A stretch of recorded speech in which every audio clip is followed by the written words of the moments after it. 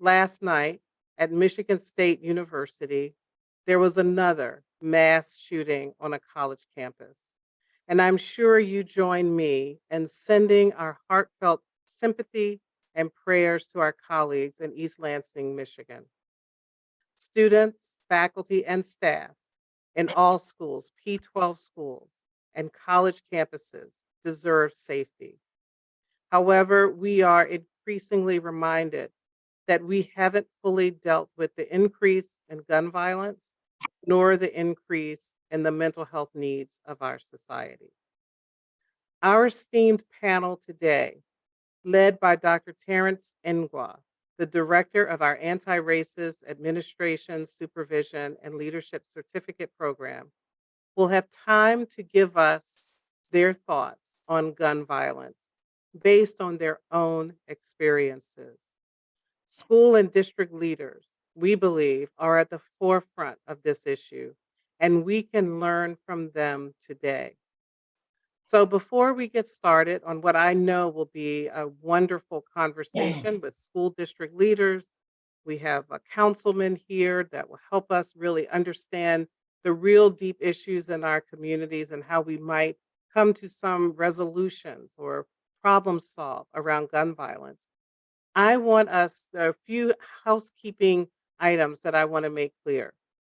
This session will be recorded and will be made available on our school's website and on our YouTube page. So feel free to tell friends, colleagues that they can come in and listen to our session today.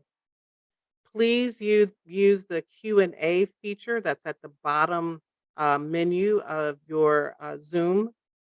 Use that for putting questions in. At the last portion of our session today, we will have an opportunity to read some of those questions to our panelists for their responses. Also, if you are interested in our leadership certificate or any of our other programs here at American University, please check out our website. We would love to have conversations with you about becoming a student at AU or getting professional development here. With that said, I'll turn it over now to Dr. Ngwa and to our wonderful panel. Dr. Ngwa. Thank you so much, Dean Holcomb-McCoy. And I really want to appreciate the way you framed this. And I just wanted to remind everyone that today is the 5th anniversary of the Parkland shootings. And it's a coincidence that we're holding this event today. As School of Education, we have an obligation to properly prepare our school leaders and provide them with the tools that they need to support their school communities as they continue to deal with this never-ending cycle of gun violence. As a society, we also have a moral obligation to protect the lives of our children and the educators who are tasked with the challenging responsibility of developing them in an environment that's becoming increasingly hostile towards them. That's why we're having this national conversation regarding a challenging and sensitive issue that continues to affect American households. I want to welcome our panelists who have graciously accepted to join us for this hour-long webinar and provide each of them with 2 minutes to introduce themselves and share their past and current roles in education and policy. So without much ado, I'm going to welcome our panelists, beginning with you, Councilmember Parker. Can you please share your past and current role? Thank you. I am thrilled to be here and to share on this panel. I am currently the Ward 5 council member on the DC Council, which is the district's legislative body. What I tell everybody is that I'm an educator through and through. I'm a former 7th grade math teacher and spent nearly 10 years coaching school leaders and teachers throughout the district, both in district and charter schools. Previously, I served as the Ward 5 representative on the State Board of Education. And through all of that work, I bring a passion and a vision around how we both need to connect what our students are learning in the classroom to supporting them to be healthy and whole. I am focused on this conversation as a legislator and I'm facing some challenges in the Ward 5 community, as many are throughout the district. So I'm looking forward to sharing ideas, but also leaving with concrete solutions. Thank you very much, Councilman. We look forward to benefiting from your contributions. Dr. Parker, over to you. And good evening. My name is George Parker. No relation. At least we haven't made a connection at this point to Mr. Parker there, but I am the 30-year educator, primarily in the southern portion of Virginia Beach. Taught math as well, and for a few years. And my background is primarily school leadership. I left Virginia Beach City Public Schools to take on the superintendency in Caroline County, which is a little closer to DC. It's near King's Dominion. I was superintendent there for 4 years before taking on superintendency and most recently in Newport News Public Schools. I'm on this panel primarily as a veteran and survivor of several gun-related incidents in schools. Most recently, an incident that involved a 6-year-old student who brought a weapon to school and shot his teacher. And that issue is still being played out in the local media, but I left the school district to retire, and I'm now starting my own LLC. We'll be consulting around this topic and other issues involving school safety and other factors. So I'm glad to be here this evening, hopefully again to share, but also hopefully to learn. Thank you so much, Dr. Parker. Glad to have you here. And our executive in residence, Dr. Gregory Hutchings II. Jeannie, I'm sorry. That's all right, Dr. Ngwa. First off, thank you for having me on the panel as well. And I have 23 years of education experience. I always like to start with, I'm an unapologetic Black man in America. That's number one. But I am an educator, I'm an advocate, and I'm also the executive in residence at American University and the founder and CEO of Revolutionary Ed, LLC.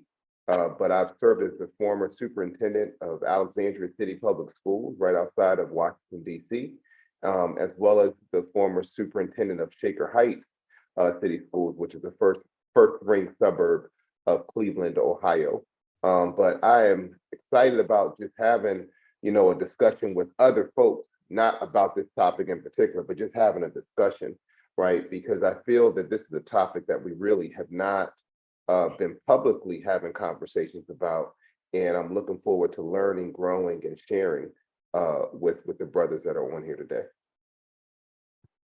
Thank you very much, Dr. Hutchings, and thank you to all three panelists. We're going to have 3 rounds of questions, and our main topics of discussion are centered around gun violence prevention in schools and the response to gun violence in our school communities.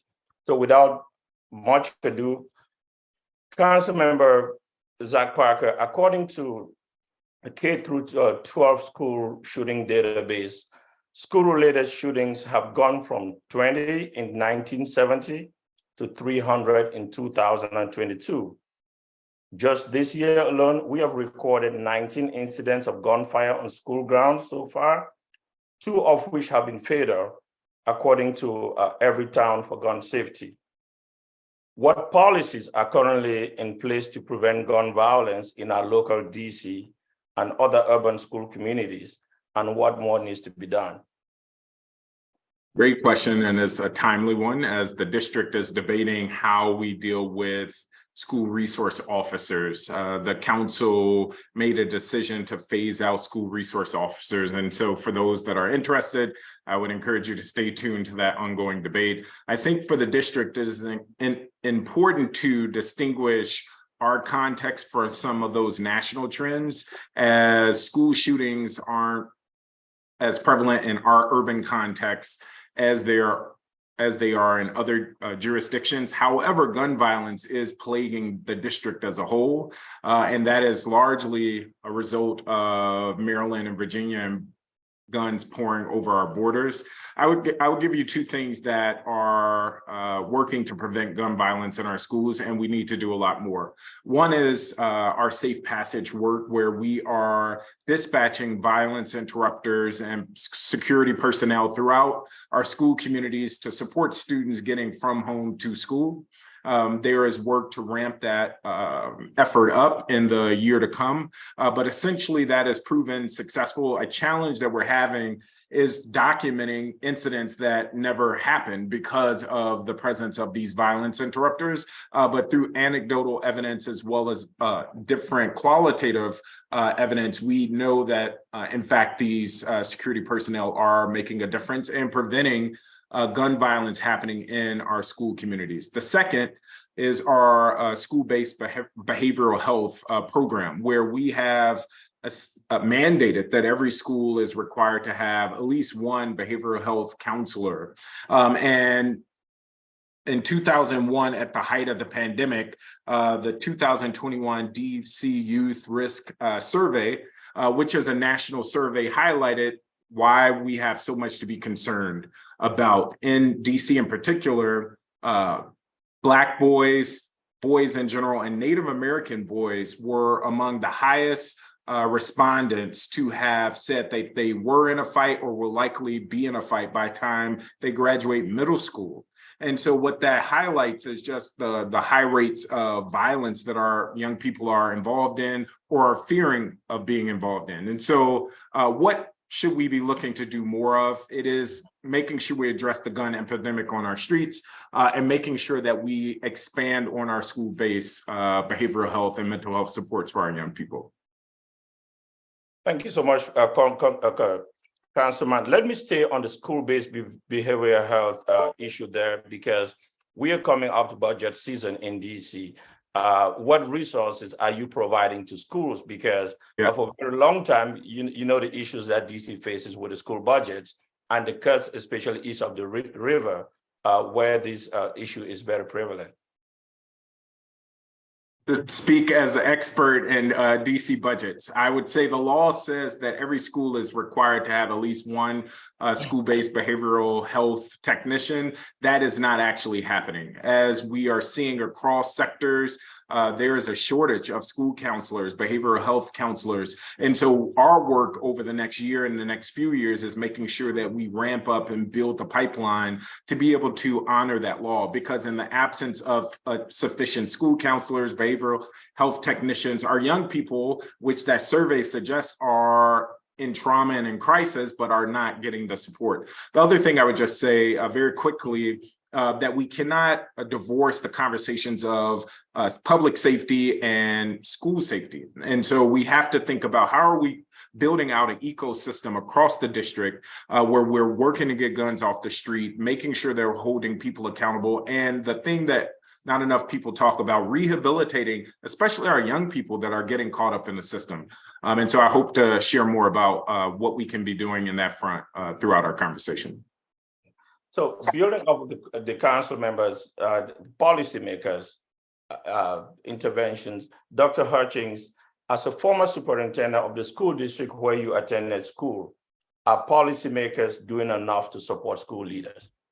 Yeah, well, first let me just say, I commend Councilman Parker. Like, we need more policymakers like you who are out here, one, advocating for the social and emotional component to this, because I think a lot of people leave that component out of the conversation. Whether policymakers are doing enough, absolutely not. I don't think that we are. We need to understand how many more lives how many more lives do we have to lose for us, our federal government, to finally say we need to have some gun laws in America, right? We just had an incident last night, right? We're right now we're observing the 5th anniversary of the Parkland shooting, right, today. And over the past several weeks, we've had a number of shootings, and it's rampant. And I feel that if we had enough policies in place in regards to gun violence, we wouldn't have so many gun violence incidents that are happening right now. So I would be a fool to say that we're doing enough. We're not. And I also think that it's important for us to, just as Councilman Parker was mentioning, we need to have specific policies that are promoting for the social and emotional component. Any person that is harming anyone, whether it's gun violence or fighting or even words, right? There's always a root cause to that type of behavior.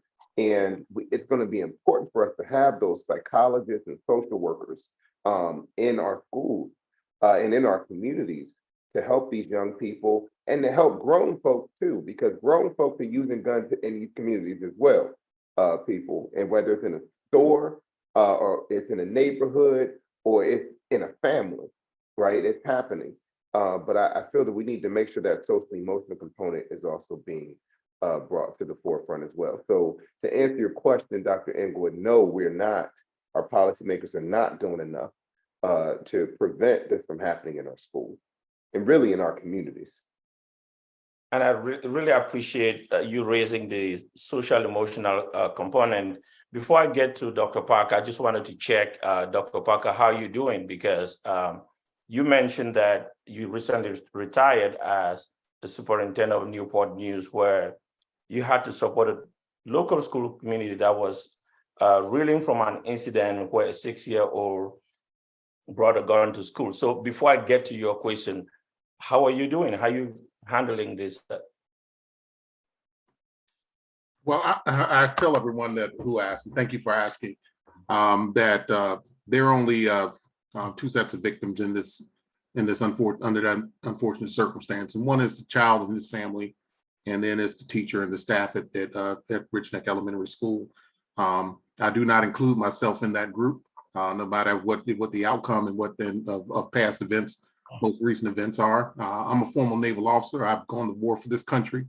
I've served in both the Marine Corps and the Navy, and I can assure you my skin is tough enough to deal with many incidents, even incidents as serious as the ones that I've have experienced in my school division. But I do tell everyone who asks, let's keep our thoughts on the staff, the families, the teacher who's involved in this incident, because there have only been 3 over the past 50 years. I think it's age 6 or less, 3 incidents in 50 years where a student at that age has brought a gun or a weapon into a school. So it's not something that would happen every day, but it is something that can happen anywhere.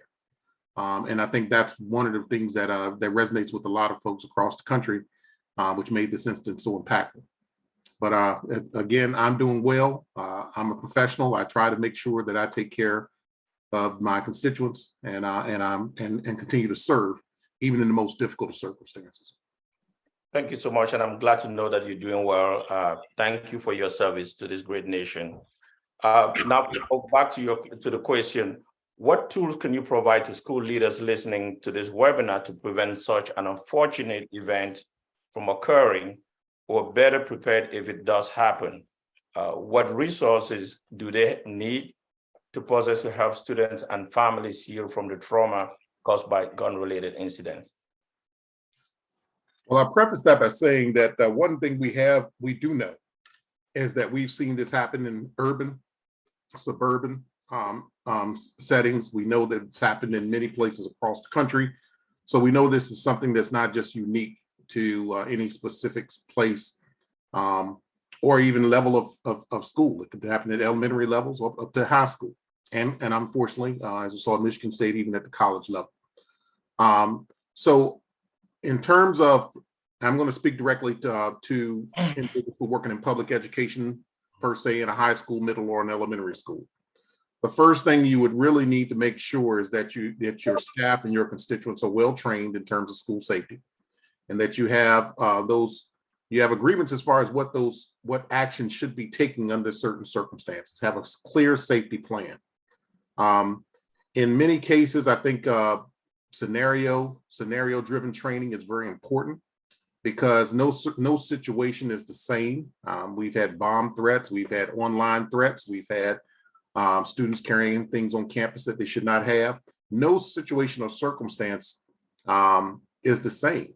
So the only way you really can train staff to the ability to respond to a variety of different threats would be through some level of scenario discussion and/or training. So I would say if you aren't doing that kind of training periodically, and I'm not just talking about safety drills, I'm talking about really sitting down and talking about scenarios of incidents that have occurred, and really having discussion about how that will play out in your building or your community. Because what we've seen is that we've had three separate incidents of gun violence in Newport News since I've been superintendent over my past 5 years there. One was a young man brought a gun into school right after COVID. It was around the second week of school. And he in his mind, he felt the student was going to jump him that day or was going to approach him that day. And he wanted to have some level of protection on him. And he ended up discharging that weapon in school. This was a high school incident. And that was my initial introduction to a school shooting. And then looking back and peeling back the layers of that, we found several takeaways in recapping that incident with the police. One, our school resource officer was split between two different schools. So where was the resource officer at the time of that incident? At his other assigned school, right?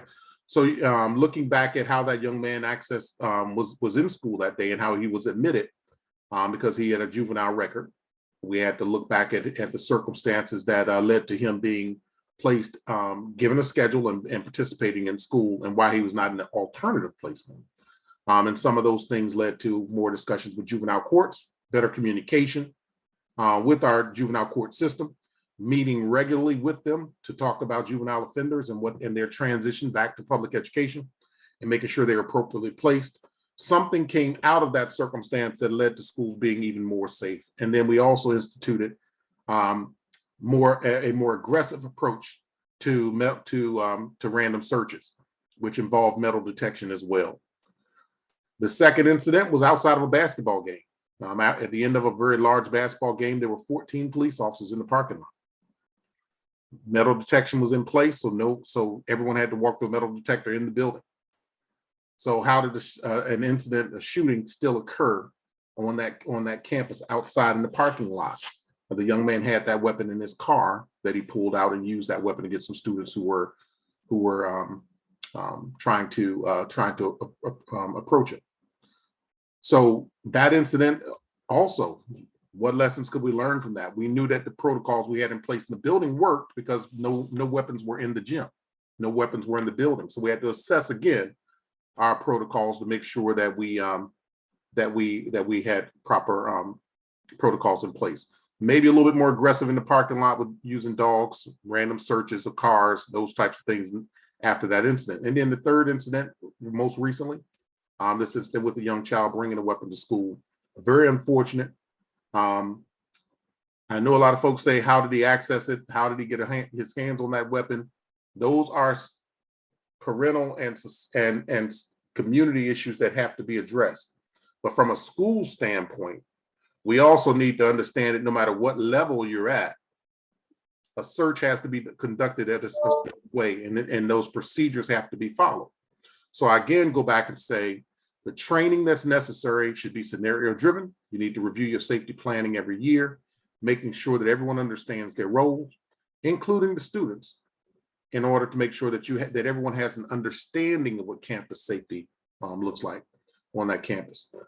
Sometimes when folks don't know, they don't feel safe because they may not know what they need to do under certain circumstances. You need to make sure you reiterate that, look at scenarios that may happen, make sure everyone understands what their role may be. The next thing is physical security. My biggest challenge at the elementary level, and my focus at the elementary level because of most recent events, was an intruder coming into the building, an adult or a student intruder coming into the facility with a weapon and shooting and taking targets in the building, right? That was what, at the elementary level, that's our biggest fear, right? So most of our efforts and energy and resources were going towards hardening our facilities, making sure that that person couldn't just walk in the building, making sure that we had secure access, make sure that all of our staff were trained in active shooter drills, making sure that that we had those systems in place. But what happens when a 6-year-old student brings a gun in his book bag to school and breaks that whole and really breaks that whole thought process, makes that invalid, right? So now your threat is a child, elementary child, with a weapon in the school. So no situation is going to say that you will have 100% assurance that an incident may not occur. But you have to think about all of the types of threats that you may have to prepare for and make sure you can do your best to address those. If I was a school principal at today's time, I would have a safety committee.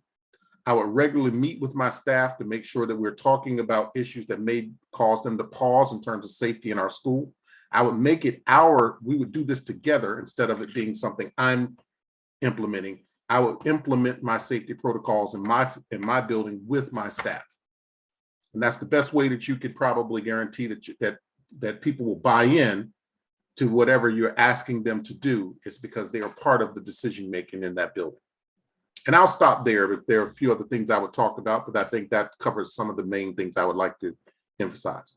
Well, I'm not letting you stop there because I have a follow-up question since you mentioned school resource officers. And I just want to reference the Uvalde, Texas school shooting, where some blame school resource officers for not shooting the perpetrator. And some said that teachers should have had a gun or guns in their classrooms to protect the children. As a veteran of the U.S. Army, do you think SROs or teachers with guns will make a difference? Is there a need for more police officers on school premises? Well, no disrespect to my Army folks. I'm an ex-Marine and a naval officer. But in terms of weapons, I would say this. Police are trained to approach an aggressive target in a certain way. That is not something that a civilian is trained to do. Having a weapon could lead to more fatality and more issues if you put them in the hands of an untrained person. So I don't believe that arming teachers with guns is a good approach. Even under those circumstances, if some level of training is involved. I think it takes a lot for a police officer to be active, to be trained efficiently, to approach a target, to take out that target in an efficient manner without adding to additional casualties. So with that being said, that would be a clear no. In terms of resource officers, I do believe the investment in resource officers is a strong and good investment. And I say that because in many cases, even any type of police presence is a deterrent. Whether it's a partial day, whether they're there just parking the car outside, whether they're actually physically in that facility and assigned to that facility, armed police officer is a real deterrent towards future aggressors, both in the school and external folks who may approach the school. So I do believe that investment is very important. I do, from a policy standpoint, I would definitely encourage policymakers to consider supporting SRO programs and making sure that we can have law enforcement available to support our safety in our schools. Thank you so much. And I'm glad we have a policymaker here. Councilmember, thank you for all the support as an educator, all the advocacy for years, and for your time under the DC State Board of Education, and now as council member. How do you plan to support school leaders in dealing with this problem, especially as someone who recently lost a young constituent through shooting by a private citizen? Beyond the DC landscape, what should cities, counties, states, and the nation at large be doing?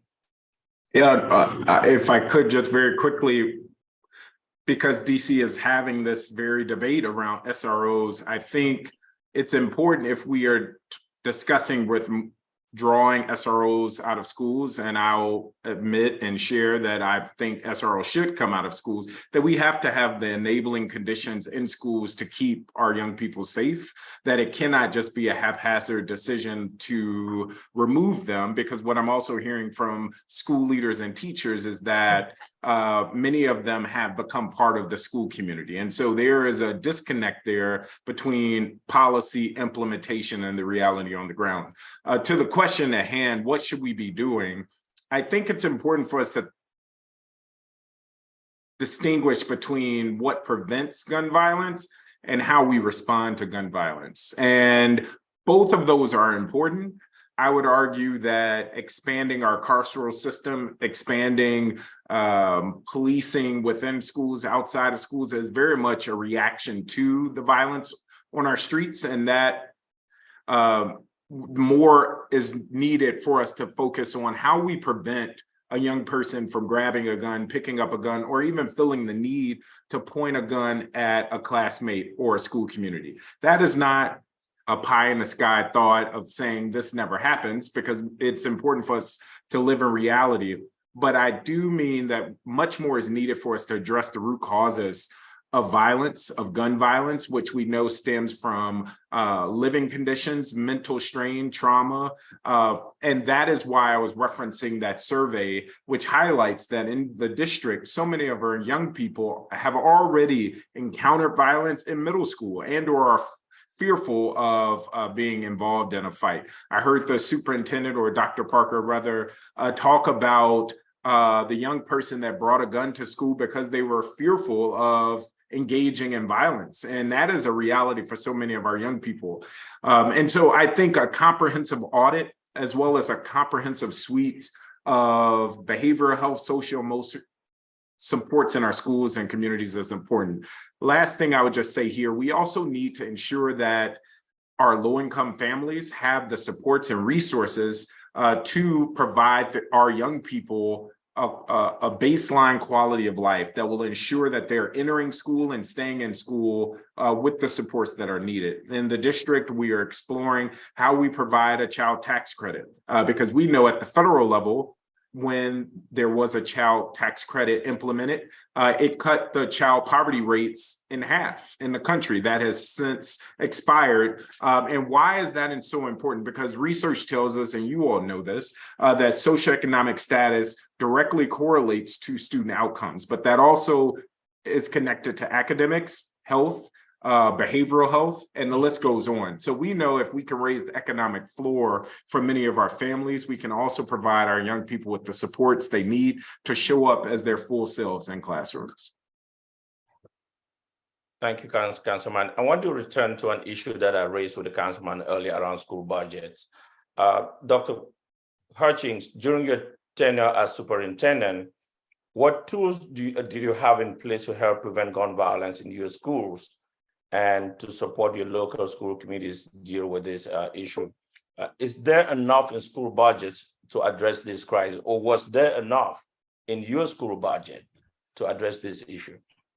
Well, I mean, absolutely, there was enough money for us to implement the safety measures that we put in place. I won't rehash what Dr. Parker already said, because everything he was talking about, we were doing, in Alexandria City Public Schools as well. But what I will tell you is that I think it goes beyond just what the funding is. I mean, I feel that sometimes, and I'm gonna push back again on what I said earlier. We need to keep in mind that young people shouldn't have access to guns anyway. We're putting, I feel we're putting this pressure on schools to do so much about gun violence, but America needs to do something about guns, right? I mean, what country can you go to where young folks are walking around if they're not in the military and they're able to shoot people? Like, that's just not something that's happening around this world. And we're now kind of like in the spotlight as being an exemplar, unfortunately, of how young gun violence happens. So I feel like we need to really start pushing our federal government on some more policies and laws that are going to prevent young people from having access to guns in the first place. And it's beyond just the parent, having a safe in their house where the gun is located. I mean, you think of all the things that we have in our homes, and we hope that our kids won't do things, but we got alcohol and we got other things that are in our house, and we hope that they won't use them, but they're in our homes, right? They have access to them. So how can we prevent people from even having the guns in the first place? Is, I think, the bigger conversation that should be happening. And I think that budgets, I won't say that Alexandria City Public Schools didn't have the funding, because we have funding to provide, the social emotional supports that we were providing. We have funding to have our school resource officers in our school buildings and relationships with our police force. We had the funding to have all of the vestibules put into our schools and protocols in place of how people enter and exit, our buildings, and cameras, and building relationships with kids, which is free, folks. You don't even have to pay for that. And that's a key component that a lot of people are missing. So, I think that we had the funding, but there are other school systems around this country that do not have the funding for some of those additional preventative measures, like social workers, psychologists, even the technology to be able to manage their school, or to manage the entering and exiting of buildings. So I would press that for other school systems, but I can tell you that in Alexandria, we did have, the funding, the appropriate funding to do the things that need to be done. Okay. So I'm looking at the time. We're going to see if we can use the next 8 minutes to go through our last round of questions. And hearing some of the things that Dr. Hutchings just mentioned, Councilman, you recall that in 2019, the students at Anacostia High School presented 10 policy points, a lot of which you've mentioned during this panel discussion. Where is DC Council with these measures? I know you mentioned safe passage. Where are you with monthly mental health checkups and all the other 10 policy points that the students put before the council? Is there a plan that you think DC can implement that the rest of the nation can replicate to grapple with this crisis? The short answer is it's a work in progress. And the district is grappling with workforce shortages like every other jurisdiction. And the same is true for our behavioral health, mental health supports. And so while we are legislatively making progress on some of these fronts, the reality in our schools, some of them, is not very different than it was when those students made those demands, which is unfortunate. I would also say a trend that I've seen over my time, even when I was on the State Board of Education, is that we often tout that we should listen to students, but even when they tell us what they need and want, we rarely actualize what they're telling us. And so, again, I'll come back to the gun violence and public safety. In doing a survey of high school students here in the district, the number one concern that they had regarding public safety and not feeling safe was actually around school resource officers in their schools and the transit police as they were traversing from home to school, which is in part why the council took the actions that they took. While I support those actions, there wasn't the work done to replace the school resource officers and making sure that students had the supports that are necessary. So what is DC doing? DC is grappling as many other cities. And right now we have a gun epidemic on our streets that is playing out, where there are countless people shot and many more murdered every single day. And it is unacceptable. And to Dr. Hutchings' point, we have to face the broader issue that there are too many guns on our streets. There is a need for us to hold gun manufacturers accountable. There is a need for states that are allowing guns to flow so freely to be held accountable. And there is a need for us to hold families accountable that are parading around in this very violent culture. So I'll stop there, but there has to be an effort for us here locally, but also federally, to address the gun crisis across our cities. Thank you. Dr. Hutchings, I know you already answered this question, but I just want for our participants and listeners to understand that since Columbine, where 13 students were killed, 71 additional children have been lost to gun violence in K-12 schools, 26 in Sandy Hook, 10 in Santa Fe, 17 in Parkland, and most recently 21 in Uvalde. From a community and family perspective, what needs to happen or change in communities, particularly if gun control laws are not passed? So like I said before, getting guns just not having guns accessible to anybody is really what needs to happen. And I do want to push this out there. And I know we're getting to the end, so I'm gonna leave a little cliffhanger as we go. I think we need to have conversations about gun violence and when it occurs in school systems and how school leaders, depending on what color they are, how they're treated too. Because I think that's a conversation that we really rarely have in the educational space. You know, you have these huge shootings, mass shootings, and you look at the color of some of these superintendents and their support that's given to them.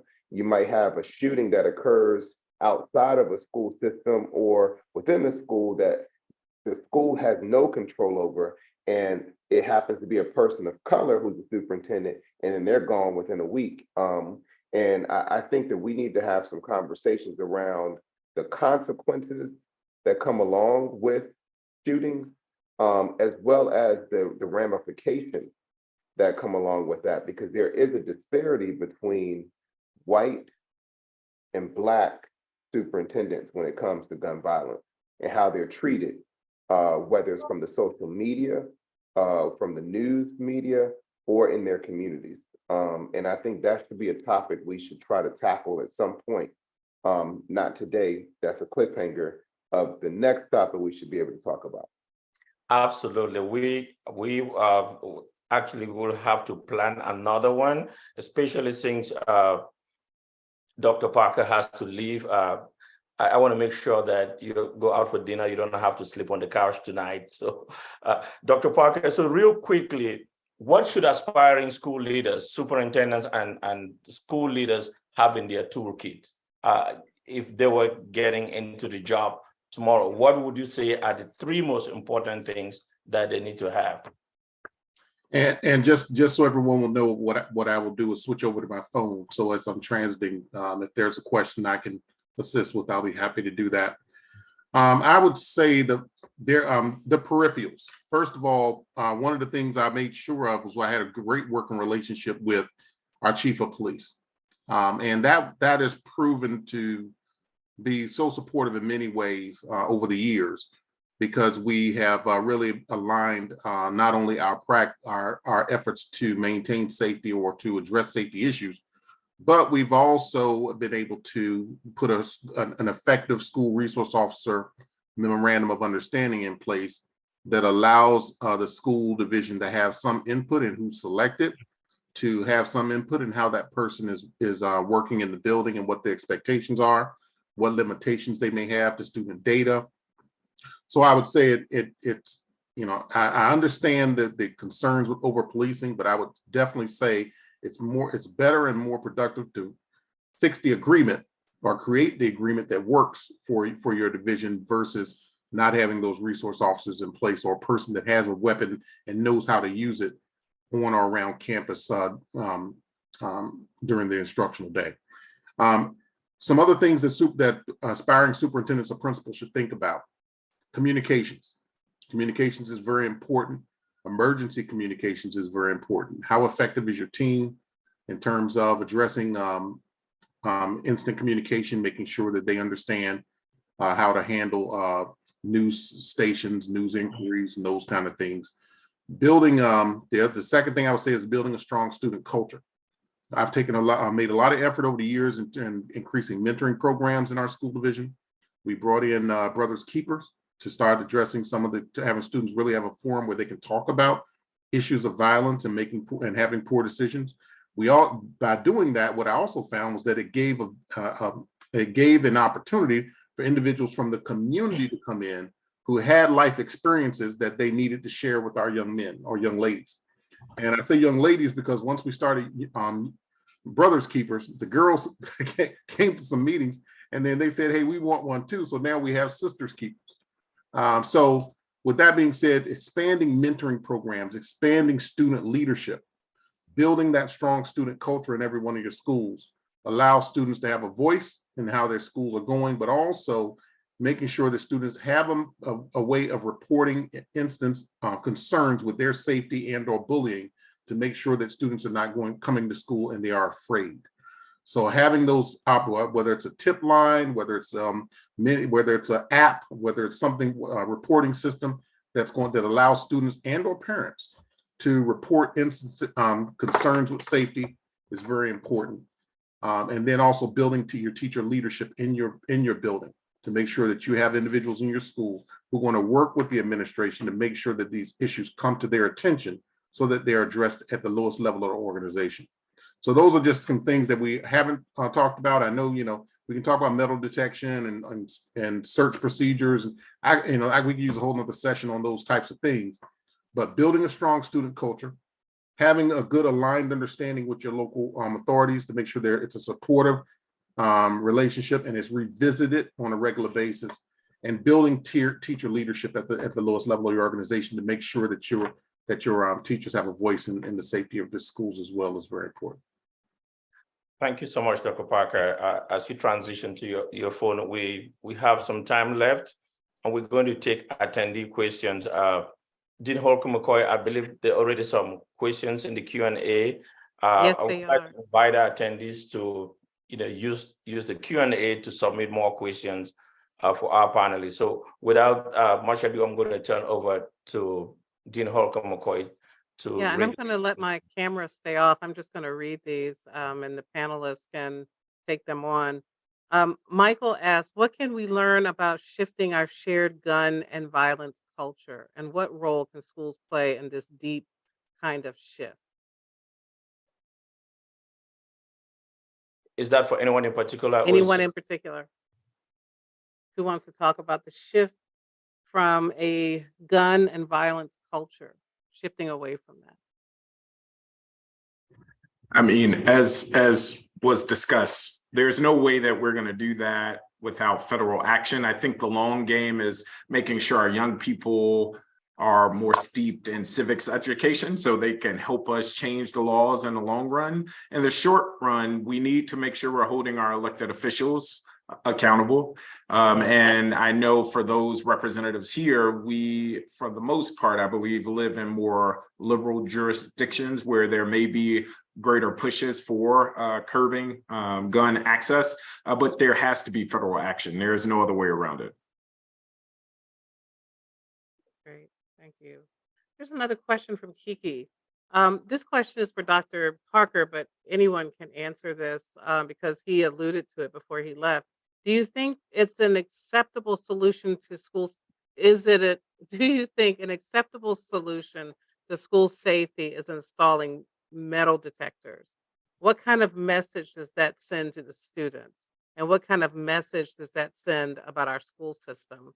And I just want to say, if we think about which schools have metal detectors, that's another question that's embedded here too. What do you think? And Dr. Parker is still on, so he can answer as well.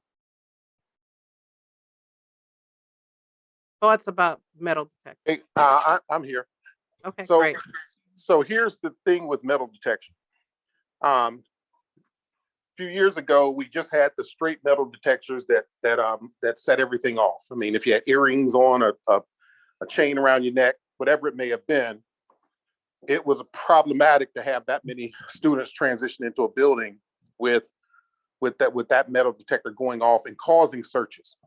There's now technology that can identify weapons profile.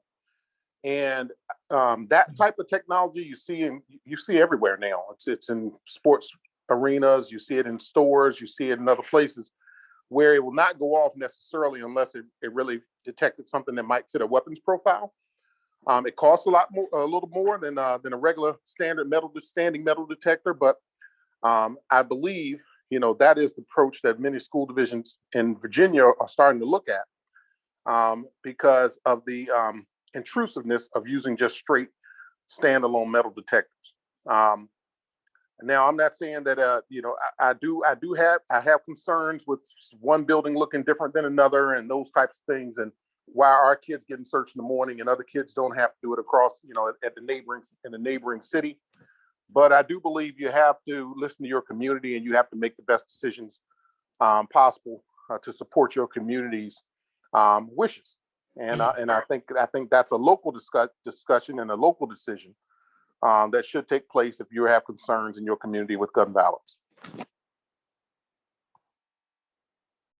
Yeah, there's another question here that alludes to this difference in schools and about the police violence. If we increase police in schools, given the racialized outcomes when we think about the criminal justice system around BIPOC citizens, what is the cost for these students of putting more police into schools when we talk about the same time over surveillance? So what is the balance of when we think about being anti-racist and this kind of what is the right balance here?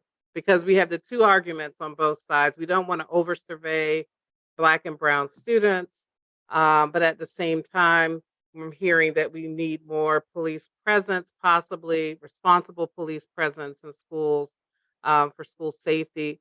As from a leader's perspective, how do you balance that? I mean, how do you do that? I think it's a thin line, and it's tough.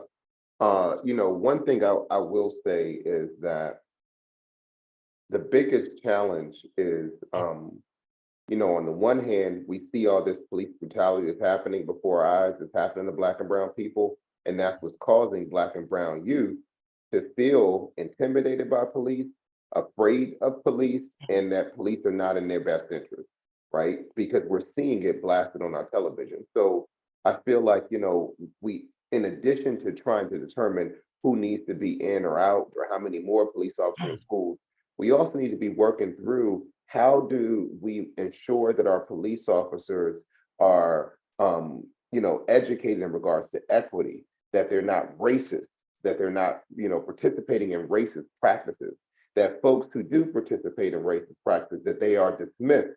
And there is no, we got to petition and we got to protest in order for you to hear or see something wrong, right? And I think that when we establish a culture in our police forces across this nation, that may help us to look or view police officers in a different way. And I do want to make it clear that every police officer is not a bad person, right? And that's something that I would hear constantly if I make certain comments when I was superintendent. Thankfully, I'm not under the microscope as much now, so I can speak more freely than I used to. So I know that every police officer is not bad. However, there are some out there that are. And if we are not making examples out of those individuals, and let's go back to, look how fast, and let me tell you, the way that those police officers in Memphis were treated, that's how all police officers be treated, honestly.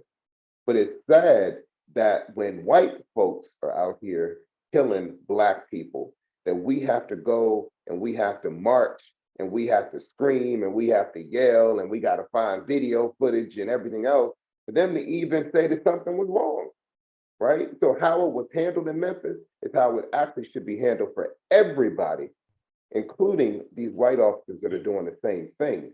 And that is something that we're not talking about, in this country right now. Great, thank you. There was one last question by Michael, and I don't know if this is we could have another session on this, but how do we cultivate schools as zones of peace rather than a culture of violence? How do we do that? You talked a lot about, social emotional learning. Are there any other folks that should be involved in creating schools as a zone of peace?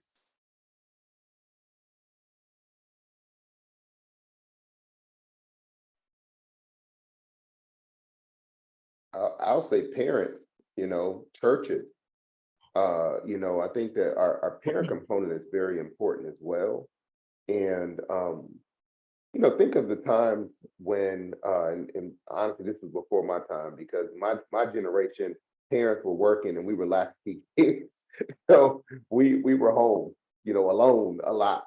But I'm thinking back in maybe the 60s and the 50s, when parents, and even in the 70s, when parents were just a little more available, right?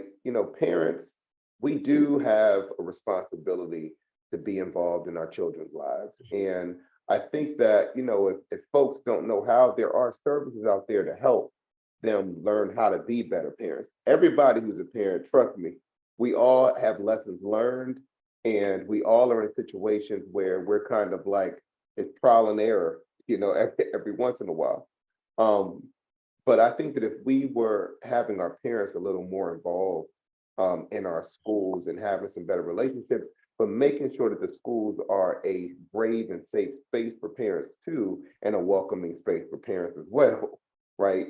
That maybe that could be another way for us to, you know, to help our students in regards to their social and emotional needs. And then our churches, right? Our churches, they are key individuals in our communities that have access to our families, and they also bring peace. Many churches, you go to church a lot of times to, you know, to get your peace. I know that's why I attend church. So working with our churches is another way to ensure that we are, you know, providing that safe space and that peaceful environment for these young people. Okay. Dean, I see we're coming up to the top of the hour, and I just want to make sure that we are being respectful of everyone's time. And I would like to give the panelists 30 seconds each, just any closing statements, either from a prevention or response standpoint. What do we need to do next? Well, thank you for this opportunity and this discussion. I would just conclude by saying what I said earlier. There is no other way of addressing the gun violence in and around our schools without addressing the root causes of violence. And while that may sound nebulous, it is concrete in what it requires, that we need to make sure as many of our children are showing up as their whole selves, ready, prepared to learn. Our young people are engaging with levels of trauma that many of us can't even fathom, and to assume that they have the tools to deal with that is just not dealing in reality. And how that is playing out is leading to greater gun violence in and around our schools. And so while we work to address legislation federally and locally, and while there is a need for us to respond to violence as it is playing out, because I don't want the takeaway to be that we can't respond or shouldn't have an apparatus to respond to violence, we have to do more to prevent it from occurring in the first place. So again, just thank you for allowing me to share, and I look forward to keeping in touch with all of you. Thank you so much. Dr. Hutchings, or Dr. Parker, you go first. Well, thank you. I will piggyback off Councilman Parker's comments about the healing. In speaking with some individuals from the U.S. Department of Education, they informed my staff that it takes a community and school community about 18 months to heal from a weapons issue such as a school shooting. Now, if you look at the chronology from my past 4 years experience, especially coming out of COVID, the last 18, we've had 3 incidents. I mentioned at the beginning of this webinar. So we're dealing with communities sometimes who have not healed, especially if there's a second incident or a third incident.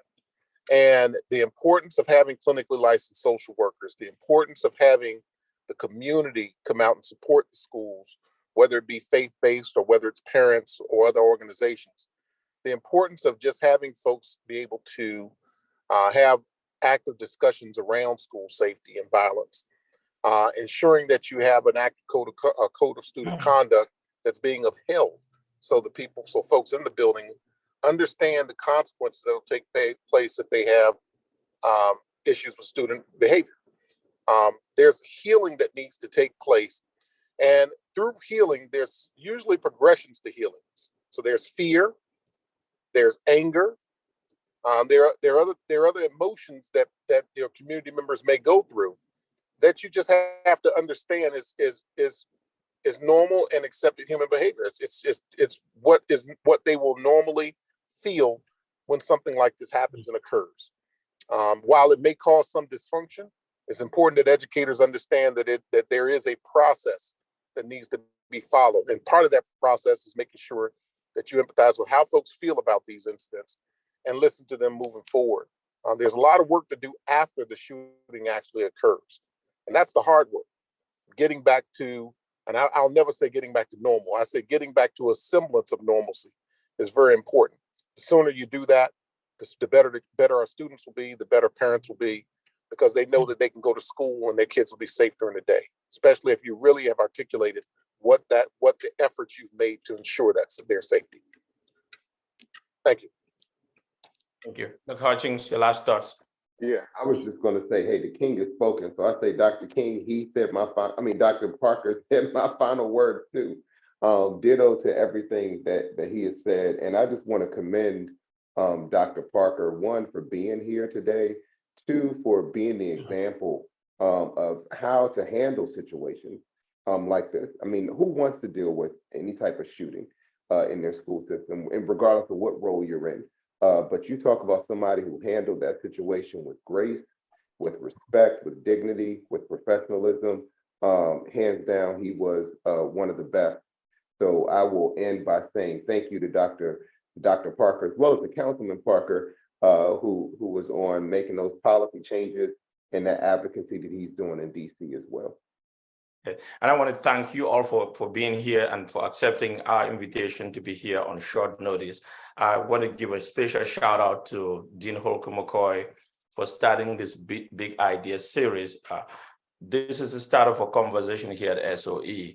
And as we continue the conversation on our social media platforms, we look forward to continuing it in the days, weeks, and months ahead.